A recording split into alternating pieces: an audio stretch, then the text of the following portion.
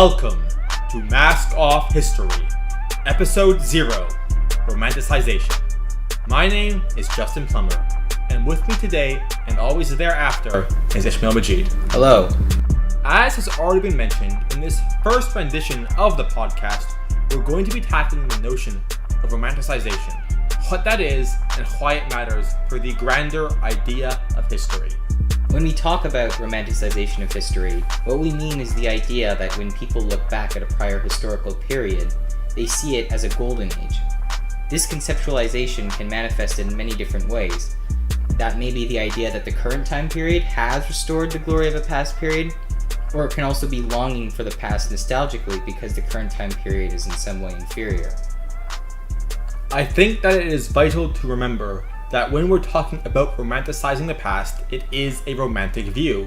So, for example, a lot of people talk about a paleo diet, referring of course to the Paleolithic period, the Old Stone Age. So people who subscribe to the paleo diet are romanticizing the Old Stone Age for the more pure and natural diet, which is true, but neglects to mention all of the terrible reasons one might want to desperately avoid the period. Exactly. To think of history romantically isn't to fabricate historical fact, but rather to emphasize some aspect of it while ignoring large swaths of history. Like the fact that no one in the Paleolithic period could have kale smoothies because both kale and blenders are human inventions. Romanticization exists far beyond California Valley Girls. It can be seen hitherto in the Western chronology. Both Cato the Elder and Cato the Younger longed for a return to a time of republican virtue in Rome, despite such a time seldom existing in earnest. Pompey Magnus invaded Egypt because the general he romanticized, Alexander III of Macedon, did so too. Flavius Petrus Sabatius Justinianus Augustus longed for the Roman Empire to be reunited because he idealized the Pax Romana, all the while the Ostrogoths saw themselves as the successors to the Western Roman Empire. Western Europe responded to Pope Urban II's calls to retake the Holy Land because they romanticized the birthplace of Jesus Christ. Of course, the way by which we view the concept of history is one of the most important aspects of the study, perchance even more crucial than actual fact, especially considering we will never be able to truly comprehend what Constantinople was like in 1453 or what it would have been like to experience the crushing debt which led to the Secessio Plebis in 494 BCE. The quandary which we shall be addressing henceforth is whether a romanticized perspective of history has actively shaped modernity by influencing several ideological movements in Europe from the end of the Black Death in 1353 to the present day. To do so, we will be looking at two key turning points in history: the Renaissance and the spread of ethno-nationalism in the 19th and 20th centuries. These phenomena are vital because they each represent a fundamental alteration to the course of Western society, and the romanticization of history was pivotal in their inception. Or was it? For each of the aforementioned time periods, Majid shall take a positive claim as to the vitality of romanticization of history being pivotal to how modernity developed, whereas I shall attempt to refute its importance. Once the two time periods have been addressed, we'll conclude what we believe to be true and connect the phenomenon to our contemporary world. So we're going to take a short break and address the Renaissance thereafter.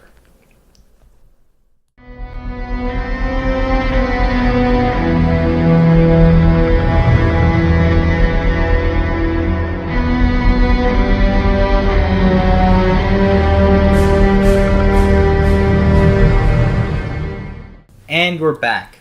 As Justin and I said earlier, this section will focus on the Renaissance.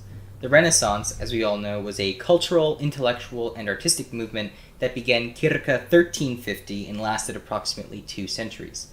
The main intellectual change brought about by the Renaissance vis-a-vis the earlier Middle Ages was a rediscovery of the ancient Greek and Roman classics. The first notable Renaissance scholar, Francesco Petrarch, spent his time rummaging around old Roman ruins looking for classical texts. He did this because he thought that the quality of the classics had never been equaled since the end of antiquity, and that writers should ignore everything that came afterwards. Evidently, this is overt evidence that the romanticization of history was integral to the birth of the rebirth. The rediscovery of classical works tantalized the Italians, thereby sparking the Renaissance. The first and most prominent refutation thereof is that classical texts weren't unknown to medieval scholars. Most notably, Thomas Aquinas wrote his famous commentaries on the works of Aristotle and advocated for individualism in the form of personal reason, albeit he postulated that this was the work/will of God. This is not to refute, of course, that the Renaissance was still a revitalization of the classical period, but the notion that the most vital reason therefore being Romanticization is fully faulty. Whatever. Petrarch was one of the first people to propose a new kind of education, based on the classics, that would soon become the basis for Renaissance humanism. The idea of virtue, roughly equivalent to individualism, and one of the most important ideas of the Renaissance, came through an analysis of Plato.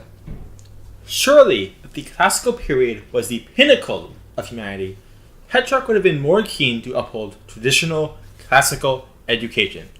The education during the classical period did not focus upon philosophy, but rather rhetoric and grammar. Classical texts, such as the Aeneid, were still used, but for the purpose of memorization, not their philosophical value. And while the ideology of virtue has innumerable examples in the classical period, perhaps most famously within the dying words of Septimus Severus, recorded in Casodio's 77th book, quote, "Be harmonious, enrich the soldiers, scorn everyone else." Can it genuinely be said that this was not present in medieval Europe? As is well documented, the rulers such as King Canute the Great were very much into scorning everyone else in their aspirations of conquest. This can be overtly seen in the Bayeux Tapestry's brutal depiction of the Battle of Hastings in 1066 CE. Speaking of art, Renaissance art was also influenced by the art of ancient Greece and Rome. Its increasing number of individual portraits, like the Mona Lisa, would be another example of individualism, for instance. Art also turned away from Christian themes and began to explore Greco-Roman ideas, such as the human body, like in works such as the Statue of David, and pagan mythology, as shown in, for instance, The Birth of Venus. This admiration of the ancient world as superior to any other time period is quite clearly an example of the romanticization of history. And as we've seen, it had profound effects on European society in the age of the Renaissance. Well, while secular art did become more prominent, particularly in the Northern Renaissance, religious art was still the most common. When I think Renaissance art, the first thing I think of is the ceiling of the Sistine Chapel. Furthermore, art was not solely sectarian during the medieval period. Art could be political, such as Lillian Randall's theory that the snails in medieval illuminated manuscripts represented the Lombards. Evidently, while the Renaissance was more classical than medieval, it was not solely spawned from a romantic view. The Renaissance ought to be viewed in the larger trend of Western history, wherein ideologies waxed and waned. The years of the League of Corinth are more dissimilar to the late Romano Imperium than the end of the Roman Empire is to the medieval ages. Obviously, the Renaissance are indicative of greater societal factors than the idealistic views of relatively few people of a relatively distant time. So, as we've seen herein, there are ample lenses through which the ascension of the Renaissance ought to be examined. We're going to take another brief break, and thereafter we'll apply Romanticization to the European nationalism of the 19th and 20th centuries.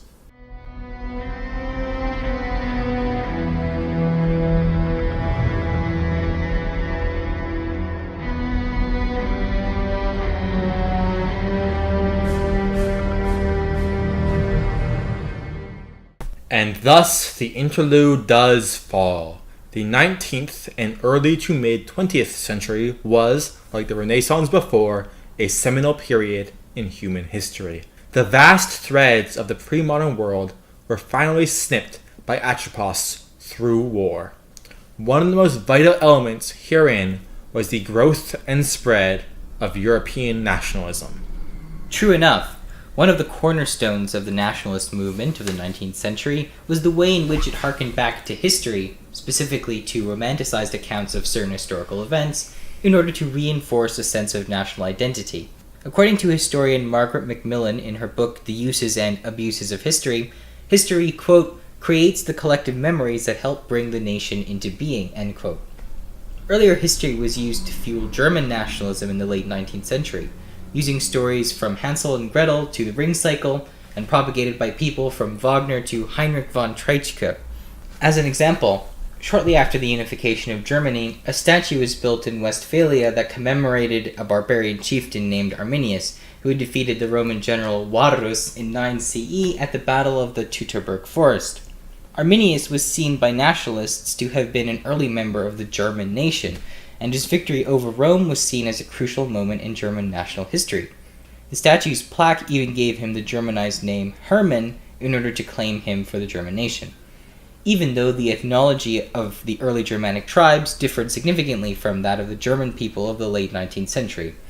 Furthermore, while Arminius would almost certainly not have conceived of himself as a German, it matters that later people did, and used his story and many others from the past in a romanticized form to inspire the creation of a united Germany, which was obviously a not unimportant development.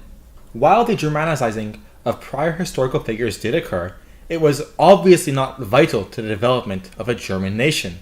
The effects hereof are minuscule compared to the spread of liberal nationalism as a result of the Napoleonic Wars and the collapse of the Holy Roman Empire therewith.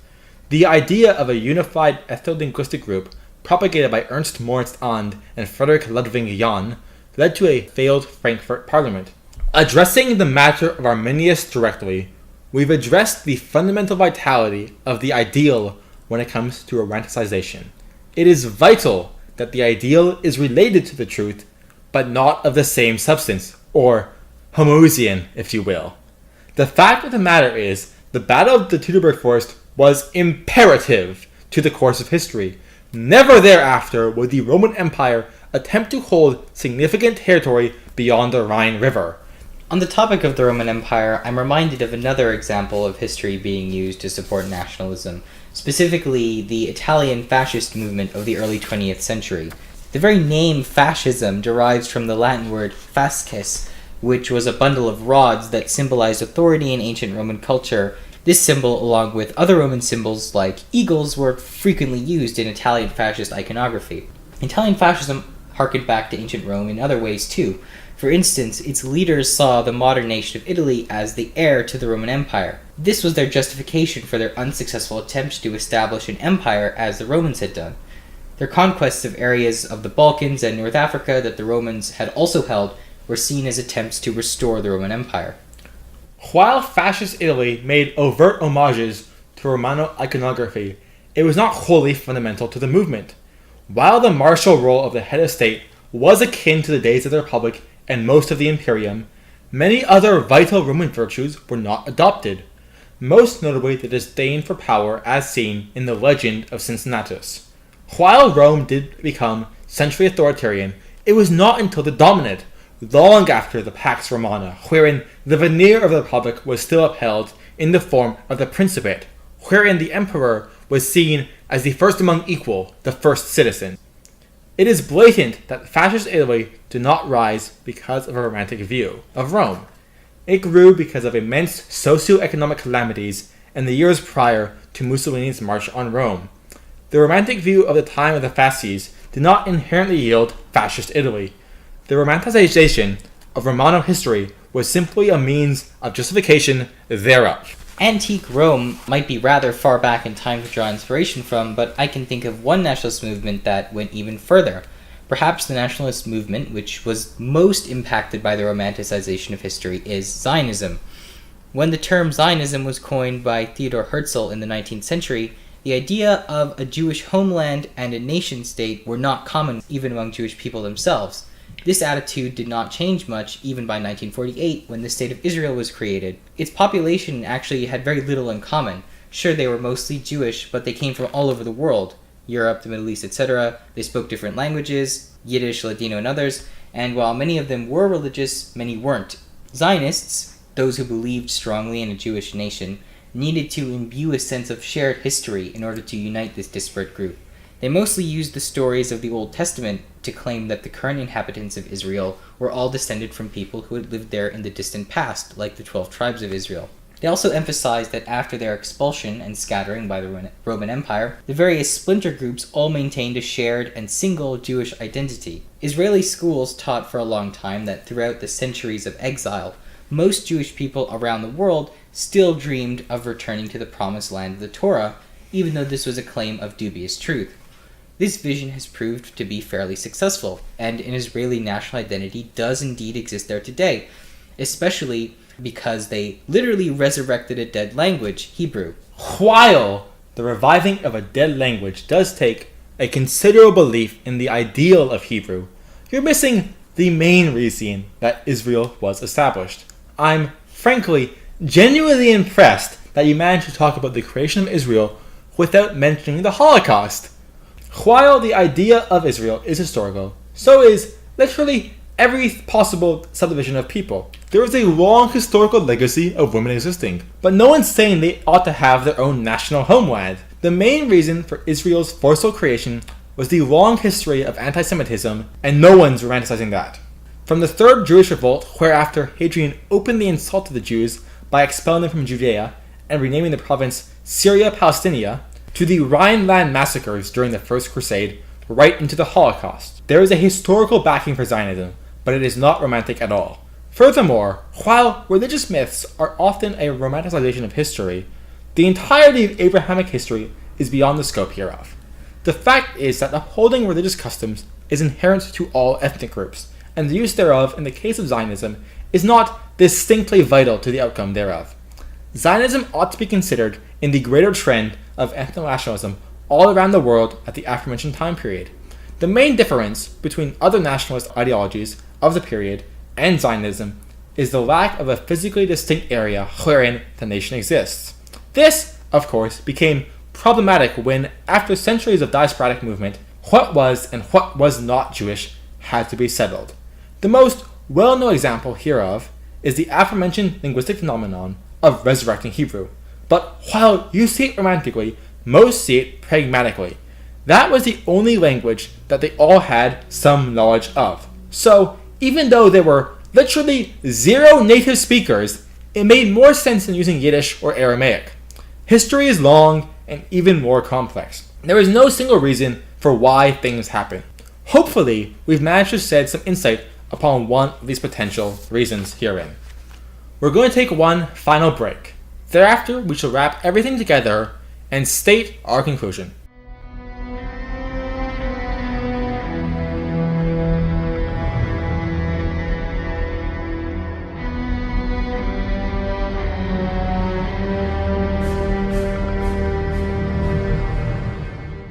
And we are back. We concluded with briefly saying that, shockingly, history isn't fundamentally simple. Ultimately, I hold that everything impacts everything. While this seems like a cop-out, it is the most correct means of answering why does history happen.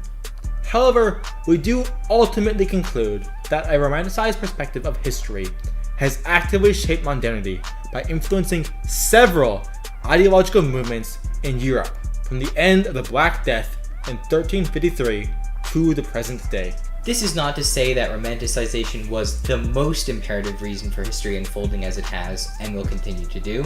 Knowing that is beyond the scope of human knowledge and fundamentally asks questions that are too big to be answered, such as the meaning of life and its relatives.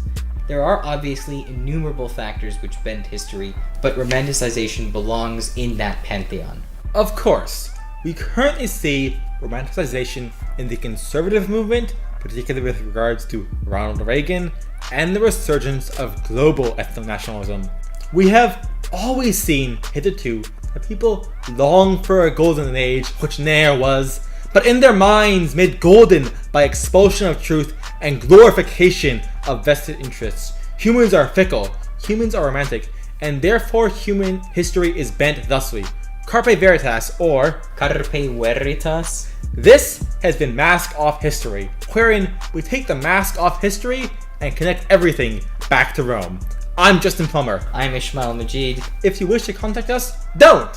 This podcast was brought to you by the mandates from above. You'll probably never hear from us again, so heretofore, now, in perpetuum, mask off Thank you, glory to Rome, thus always the tyrants, sun never sets, death before us longer, El Sai Congro.